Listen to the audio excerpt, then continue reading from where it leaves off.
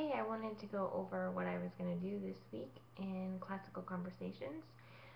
For the history sentence, it's tell me about the age of imperialism. During the age of imperialism, the British established rule over India in 1858, and Queen Victoria was declared the Empress of India in 1877. Before his assassination in 1948, Mohandas Gandhi led the passive resistance movement which helped win India's independence. So I am going to show my kids, during the age of imperialism, the British established rule over India. And I have a picture of a flag over India in 1858 to show a date.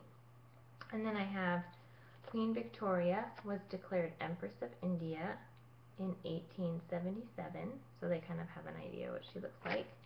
And then I have before his assassination in 1948, Mohandas Gandhi led the passive resistance movement which helped win India's independence. And these are the motions.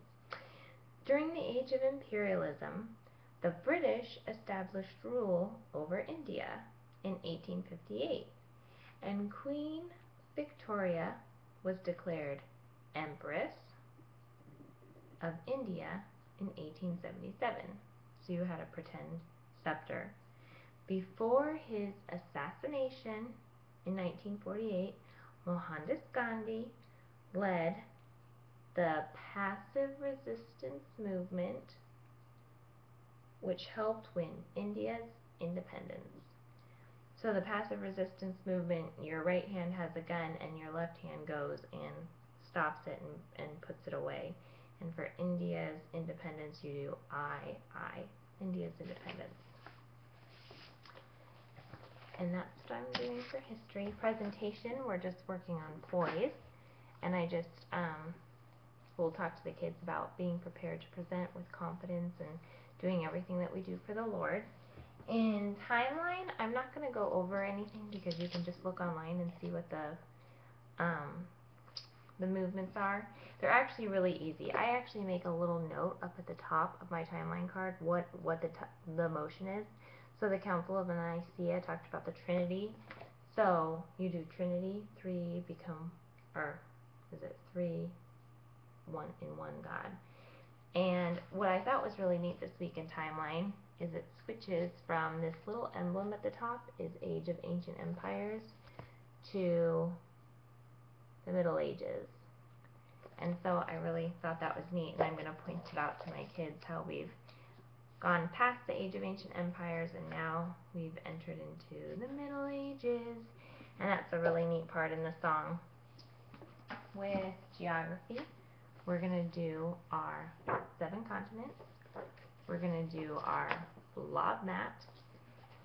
And then I marked the different places on the map where we have the Wanghe, Yellow River, Chongjiang, Long River, and Anyang, the city of Anyang in China. And I have on the back laminated the same thing. And I actually wrote these down in a way that I knew how to pronounce them from the song, because the way that they're spelled is not the way that one would pronounce them. So that's kind of my little cheat sheet. For English, we have of, off, on, unto, out. So for of, you do O, F. Off, you put your hands on top of each other and you raise your right hand off to take it off, or you could do it this way, off. On, you take this off hand and put it back on, and you can either do fist or flat. Onto, you pretend like you're getting onto a horse. Out, you take your thumb and you flick it out over your shoulder like you're out. Out. So English is super easy this week. I'm probably going to do like a dry erase method on the board where I hold these up and I erase one, and then they have to tell me of, off, on, onto, what's missing, out. And then once they're all gone, they'll have to tell me all of them to write back on the board. We kind of like doing the dry erase method in my class. Latin, we're going over the same as last week in week 7. So I think the kids will probably be pretty good on their Latin, knowing what is what. I have this nice little form off of CC Connected that kind of helps with the pronunciation. Is like in kiss, E like in tree, M as in gem, E as in net. I really like this board. It helps my kids and me a lot. And this week, when we're going to try and add motions. We're probably going to do like is and point at our lips as though we were kissing or making a kiss motion. For my hands-on science, I have just the owl pellets. Let me see if I can find it real quick. I have it somewhere around here. I included it in the email. There's this really nice owl sorting bone chart so the kids could look.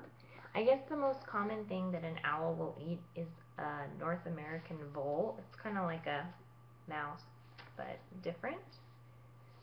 Different things you'll find, including caterpillar droppings and caterpillar larvae. So it's just really neat, the different things in our owl pellet. This helps you with the dissection when you guys are going over it, what to look for. That's in the email I sent. And then these bone sorting charts will be really nice. You could even laminate them to keep them clean and place the bones on them as you find them. So that's for the hands-on science. Math, we're just doing the 14s, and I have them laminated on the back of my history. I try to save my lamination just because it's expensive, and I figured that there's so many papers that you have to bring with you on CC Day that it's nice to have two in one.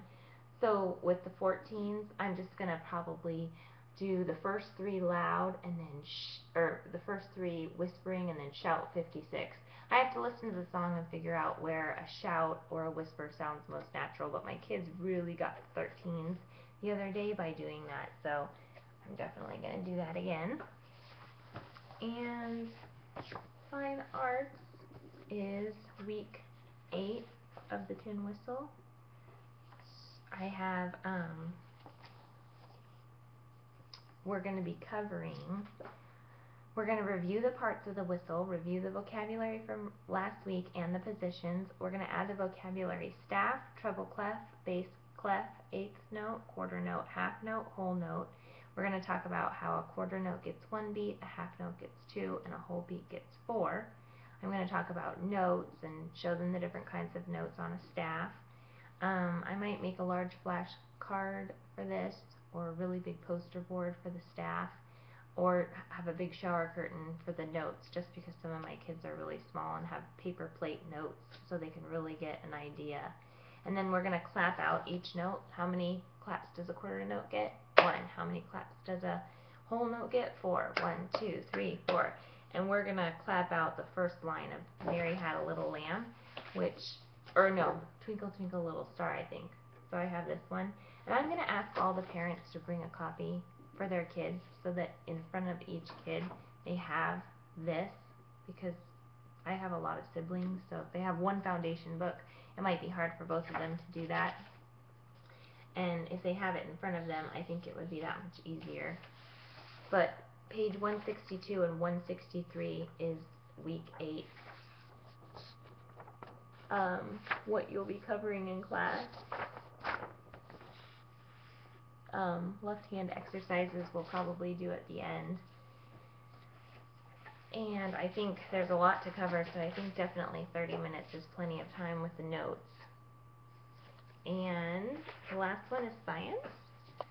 For science, I have monocot, dicot, and conifer are the 3 types of seed plants. So with monocot, I'm going to say monocot while holding up one finger because they have one seed leaf. This also says you can have corn or popcorn because popcorn or corn is a monocot. Dicot, you hold up 2 fingers because it has 2 seed leaves, and you can have a bean representing this. And conifer, so I would hold up a C and make the pine cone. So to make a pine cone in sign language, you touch the C to your thigh, come up and you kind of make like this it was kind of like a pinch on your finger, like something was pinching your finger. So you go, I was doing C and then up to like a pine cone, and that's pine cone, not conifer. Also, I found this online. It was free. It was talking about flowering plants, and I'm going to show it to my girls for sure, and maybe to my kids, because it just has a lot of good information on it. You can pause it and read it in the video if you want to. So I just wanted to share that stuff with you. I planned early this week since we're going out of town Monday, Tuesday, Wednesday, and stayed up really late while my kids were sleeping so I could get it all done, and I hope it helps you all. Thanks. Bye.